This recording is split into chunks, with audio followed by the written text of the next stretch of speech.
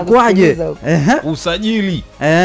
Bwana, kwanza tunaanzia Msimbazi. Moja ya wachezaji ambao wamefanya vizuri sana kwenye mpira wa Tanzania na Afrika kwa jumla, nesi mwingine ni Fabrice Luamba Ngoma.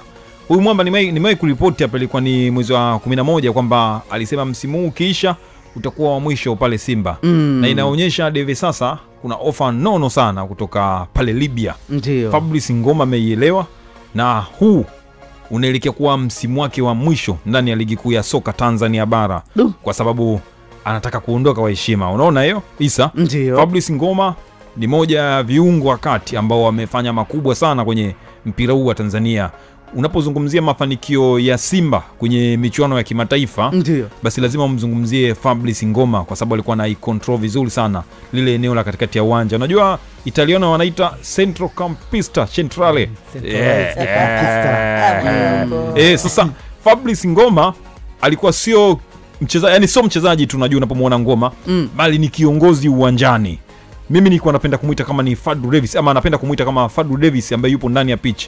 Hebu angalia wachezaji wa Simba kikosea, kina Mpanzu, kina Yusuf Kagoma anavyoelekeza. Japokuwa siku chache tu zilizopita katika mchezo wa finali alikutana na kichwa ngumu, alimuelekeza, alikuwa ni golikipa yule Musa Kamara, naye akaonyesha kuleta ubishi. Ubabe akaona Blazo ananiambia nini? Ni kichwa ngumu. Lakini ukiangalia Fabrice Ngoma ni mchezaji mwenye mafanikio kuliko wote pale Simba. Wakati wachezaji wengine wanacheza finali yao ya kwanza msimu huu, Fabrice Ngoma tayari amecheza finali 3, na katika hizo finali 3 amefungwa 2, amechukua ubingwa 1. Na pia kulikuwa na tetesi ambazo watu walikuwa wanatuuliza hapa kuhusu Oini Tembo, sio nani, jana nakumbuka tuko kwenye kipindi hapo watu waliandika hapo mchezaji wa Power Dynamo ya Zambia ni MVP. Wakasema anakuja Simba. Kwa utafiti ambao nimeufanya mimi, Simba hawezi kusaini mchezaji mwenye umri wa miaka 30. Kwa hiyo hizo ni tetesi tu. Simba target yao kubwa ni kusajili vijana wadogo. Yaani wanaamini kwenye kusajili wachezaji wa chini ya umri ya miaka 25 ili wakija kwenye timu yao wakifanya vizuri waweze kupiga bei na kupata mpunga, kwa sababu wanaamini kuna majiant huko. Mfano yule kama nani aliyeuzwa. Yes. Wameshawahi kumuuza. Ndio maana Fabrice nani ule Mkongo ule Mixon yule Mkongo anaitwa nani ule Mkongo ule ambaye beki ule Henok Kinonga wamesha kupiga bei. Kwa hiyo Simba Chama amesha kumuuza Berkane. Hawawezi kusaini mchezaji mwenye umri wa miaka 30 wakati wa kimataifa.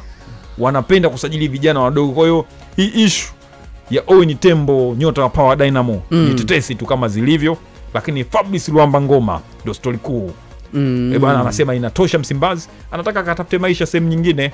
Walau kwa dakika moja tuangalie wawili hawa ambao wamewagusa hapa katika tetesi za usajili, ili mradi mambo yaweze kwenda vizuri. Wakati huo Medi PhD jamaa anajiita hivyo ameandika kitu kuhusu Ali Luambano. Ali Luambano unasemaje kwanza katika hichi ambacho anakizungumza Emmanuel Mwayombo? Walau mchezaji mmoja hapo uweke mambo yawe mazuri.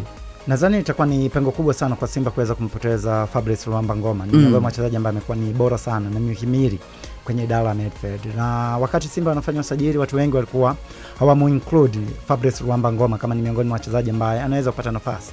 Wengi walikuwa wanaamini kwenye idara ya midfield atakuwa anacheza Augustino Kajefa pamoja na Deborah Fernandez, na ukiangalia mwanzo mzuri wa Deborah Fernandez kwenye game ya siku ya Simba Day, watu wengi walikuwa wanaamini kwamba Deborah Fernandez ameshajiintroduce na atapata nafasi kwenye hicho kikosi. Lakini pia Agostino Kajefa watu walikuwa wanaamini kwamba anaweza kwenda kucheza kwenye ile eneo. Hakuna mtu ambaye alikuwa anaiona nafasi ya Fabrice Luamba Ngoma mara baada ya klabu ya Simba kufanya usajili mkubwa kwenye idara ya midfield. Lakini mambo mara baada ya ligi kuanza, kila mtu alianza kuona, kwa maana kwamba mafuta ilianza kujitenga na maji. Fabrice Luamba Ngoma akaanza kupata nafasi, na mara zote alipokuwa anapata nafasi alikuwa anakwenda kudeliver. Na Fabrice Luamba Ngoma ni miongoni mwa wachezaji ambao wamechangia alama nyingi kwenye kikosi cha Simba kwenye michezo migumu.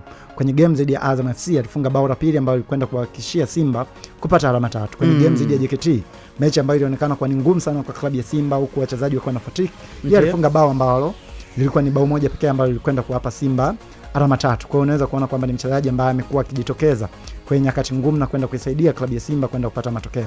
Lakini pia faida nyingine ambayo yuko nayo ni mchezaji ambaye kwanza quality yake ni miongoni mwa wachezaji ambao wana quality kubwa sana ambao wanacheza kwenye idara ya midfield. Lakini issue ya pili ni mchezaji ambaye ana experience, namna ambayo wachezaji ambaye akiondoka anaondoka na quality, anaondoka anakuacha, hakuna mtu ambaye atakuwa na experience kubwa kuliko yeye kwenye kikosi cha Simba cha hivi sasa.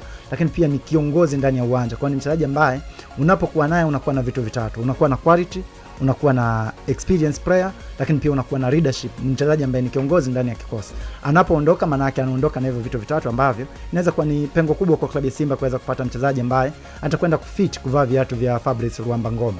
Na Nira, vipi kuhusu MVP huyu? The MVP, defensive midfielder ama central midfielder, Owen Tembo.